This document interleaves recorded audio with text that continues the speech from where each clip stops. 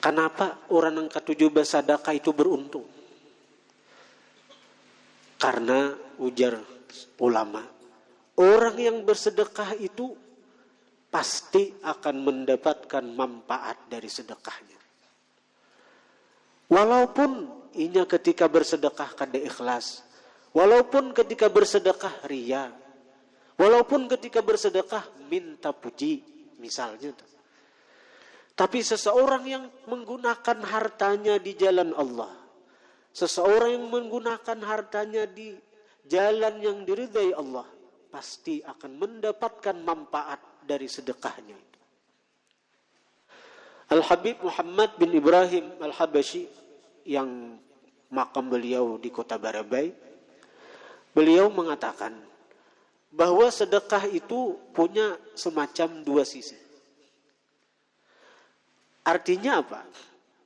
Ketika seseorang yang bersedekah itu kada ikhlas dalam menyerahkan sedekahnya, hendak minta puji misalnya, maka ketika itu dia belum lagi mendapatkan manfaat dari sedekahnya.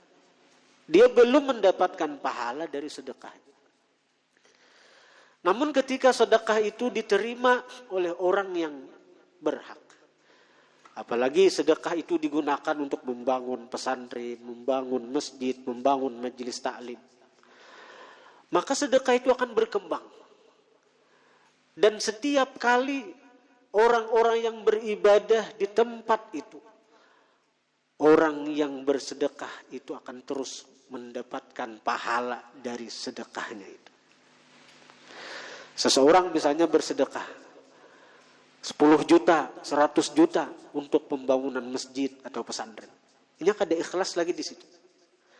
Tapi ketika masjid itu sudah selesai, pesantren sudah selesai, selama pesantren itu, masjid itu digunakan, berapapun banyaknya orang yang beribadah di situ, maka orang yang bersedekah itu akan mendapatkan pahala dari ibadat orang-orang yang di tempat itu melakukan ibadat.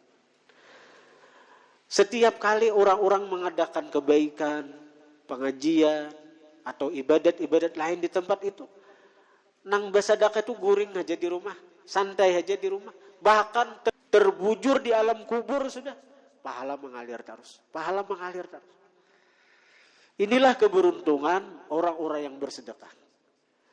Karena itu ketika ada niat hati untuk bersedekah, jangan ditunda-tunda, apalagi mahadang ikhlas. Apalagi mahadang ikhlas. Orang-orang yang diberi Allah kelebihan harta, kesempatan untuk menjadi orang beruntung, terbuka lebar. Gunakan harta untuk perkara yang diridai Allah Subhanahu wa ta'ala. Karena harta itu yang benar-benar kita miliki adalah harta yang kita sedekahkan. Kalau harta yang kita simpan itu akan jadi rebutan.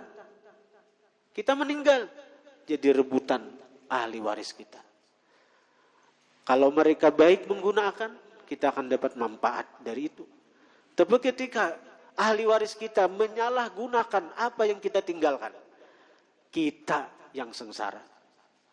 Kita yang sengsara. Setiap kali ahli waris kita melakukan maksiat dengan harta yang kita wariskan kepada mereka, kita dapat azab di kubur. Kita dapat azab di dalam kubur. Yang punya jabatan bisa melakukan perbuatan-perbuatan yang mendatangkan ridha Allah. Misalnya nemen berharta kada, tapi ini punya jabatan, bisa mengarahkan aspirasinya atau bantuan atau apa kepada tempat-tempat yang diridhai Allah. Maka itu pun akan menjadi amal jariyah yang pahalanya terus mengalir kepada orang-orang tersebut. Hadirin hadirat yang dirahmati Allah. Jadi bersedekah jangan menghadang ikhlas. Itu termasuk tipu daya syaitan.